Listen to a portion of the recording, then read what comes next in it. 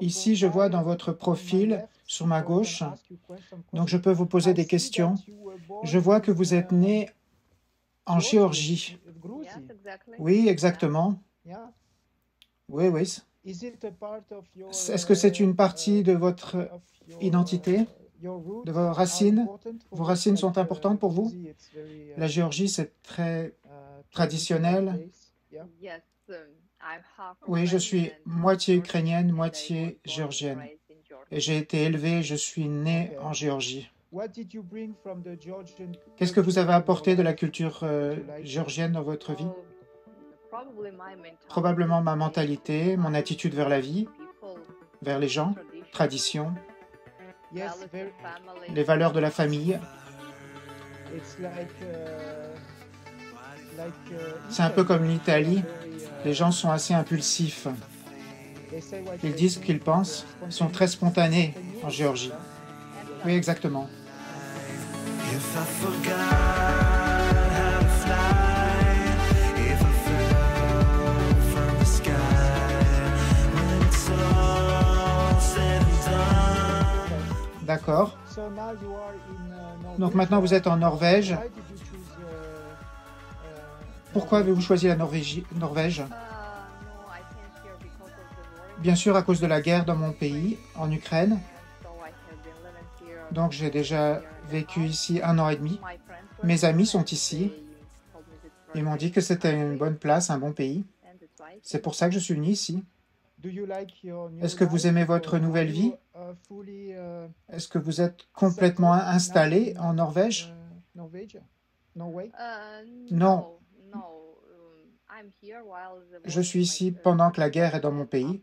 Et après la guerre, on verra en fonction de la situation. Est-ce que vous êtes parti seul ou avec votre fils? Vous avez un fils? Non, je suis parti seul parce que mon fils, il vit en Pologne. Ça fait 6 ans qu'il vit en Pologne. Il étudie là-bas. Donc, continue ses études à Varsovie. Comment vous passez vos journées en Norvège?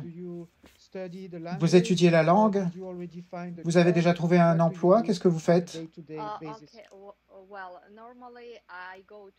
En principe, je vais à l'école norvégienne, où j'apprends le norvégien. Aussi, 2 fois par semaine, j'ai des travaux pratiques au département économique, parce que j'ai un diplôme en économie. Aussi, 2 fois par semaine, j'ai des cours d'anglais. J'améliore mon anglais parce que je vais aller à l'université pour faire un master de... C'est pour ça que mes journées sont très occupées avec les études et les travaux pratiques. Donc, vous voulez trouver un emploi en Norvège? Non, premièrement, je veux aller à l'université. Et après, avec ce diplôme, je peux travailler où je voudrais. Vous dites que vous avez beaucoup d'amis qui sont déjà installés en Norvège, d'Ukraine? Pas beaucoup. Juste mes amis, ma famille sont venus ici 3 ou 4 mois avant moi, ils sont arrivés. Mais j'ai déjà des amis ici, d'Ukraine, et des amis norvégiens aussi. Parce que je me considère comme une personne très sociable. J'ai beaucoup d'amis. J'aime communiquer avec les gens. D'accord.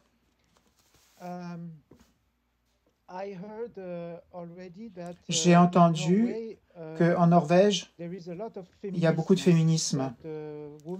Les femmes sont très fortes et il y a une grosse différence de mentalité entre l'Ukraine et la Norvège. Est-ce que c'est vrai?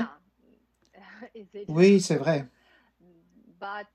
Mais vous savez, ça dépend de la personne. Pour moi, par exemple, je corresponds à ma mentalité. Pour moi, ce n'est pas une chose habituelle. Mais ici, c'est commun.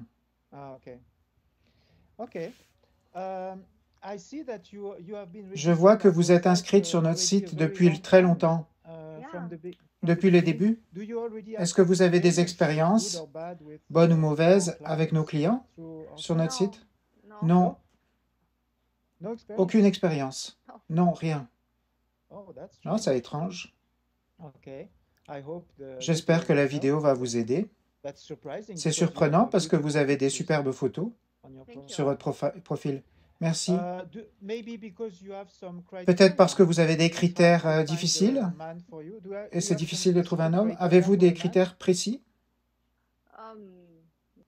Non, en premier, il doit être stable, fiable, et il doit savoir ce qu'il veut de la vie, dans la vie. Parce que vous savez ce que vous voulez de la vie vous-même? Oui, exactement. Et qu'est-ce que vous voulez de la vie? Premièrement, je voudrais rencontrer la bonne personne pour créer une bonne relation, avoir un futur en famille. Je voudrais étudier, avoir un bon travail, m'installer dans un pays où je me sentirais bien, avec une bonne personne, avec ma personne, mon homme, voyager, rencontrer de nouvelles personnes, aider d'autres gens, autant qu'on peut aider. Donc vous voulez trouver un travail, rester à la maison, être une femme au foyer, c'est pas pour vous, n'est-ce pas? Ça dépend de la situation. Je voudrais avoir mon travail pour mon hobby. Ça ne veut pas dire que je veux passer toutes mes journées au travail, parce que je comprends que la famille, c'est important, mais je voudrais être occupé à quelque chose, faire quelque chose, avoir mes propres intérêts. Aimeriez-vous avoir d'autres enfants, ou pour vous, c'est terminé? Vous avez déjà un fils? Vous savez, quand je rencontrais la bonne personne, je pense que tout est possible. Si on veut tous les deux la même chose. D'accord. À propos de vos hobbies et intérêts, qu'est-ce que vous aimez faire quand vous avez du temps libre pour vous? Quand j'ai du temps libre, pour commencer, j'ai pas beaucoup de temps libre. Je vais à la gym, j'aime marcher, j'aime rencontrer mes amis. J'aime aussi le théâtre, les concerts. Je veux autant que je peux. J'aime la musique classique. Voilà, la musique classique. Je vois que vous faites beaucoup de sport. Vous aimez voyager? Oui, bien sûr. Avez-vous été beaucoup de pays en Europe? Oui, je suis allé beaucoup de fois en Europe. En France? Oui, j'adore la France, beaucoup. Paris, c'est ma ville préférée. On a beaucoup de clients en France. Vous aimez lire, passer du temps avec vos amis, aller à la gym.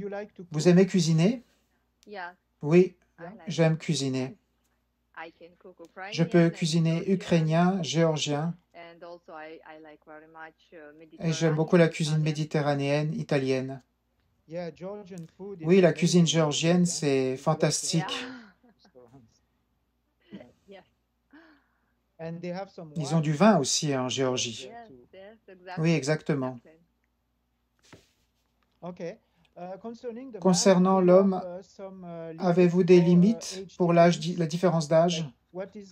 Qu'est-ce qui est acceptable pour vous comme différence d'âge avec un homme? Vous savez, c'est un peu difficile comme question parce que quand c'est la bonne personne, quand vous avez une bonne communication, une bonne compréhension entre vous, je pense que l'âge n'est pas tellement important.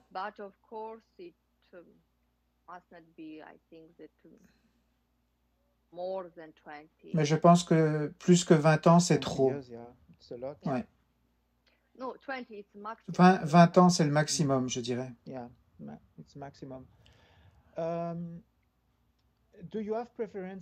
Est-ce que vous avez des préférences?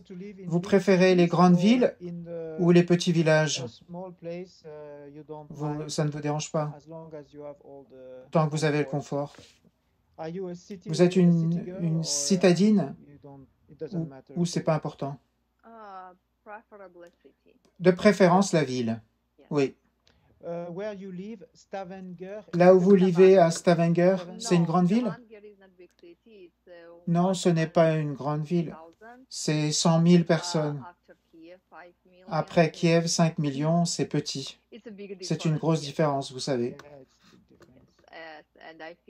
Je sens la grosse différence.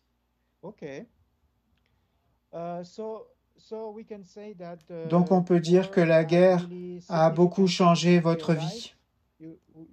Vous pourriez dire? De Kiev à la Finlande, à la Norvège? Oui, beaucoup, oui. Oui, la guerre a changé beaucoup de choses, malheureusement. Est-ce que c'est pour le meilleur? Avez-vous trouvé des choses positives dans le changement ou tout est devenu pire? Vous savez, j'essaye de penser positif. Quand on ferme une porte, il y en a une autre qui s'ouvre. Mais quand même, ma vie à Kiev me manque.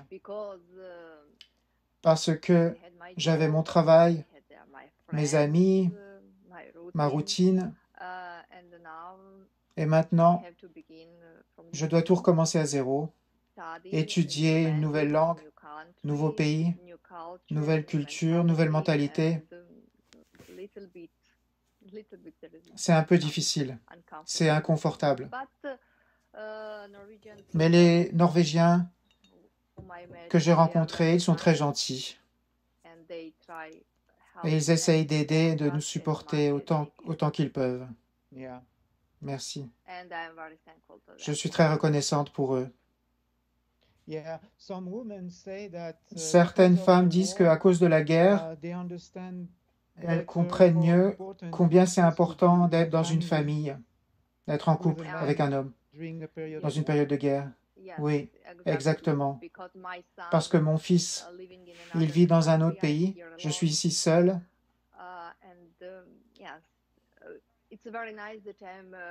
C'est bien que je suis très occupée avec les études, avec les travaux pratiques. Autrement, ça serait très difficile. Je comprends. Ok, on espère que cette vidéo va vous aider. Voulez-vous ajouter quelque chose d'autre? J'ai oublié de demander. Ou on a tout dit? Non, j'attends les bonnes nouvelles. D'accord. Dans le dernier mois, on a 2 femmes qui ont fait des vidéos, qui ont trouvé leur amour. Je suis content pour elles. Très bien.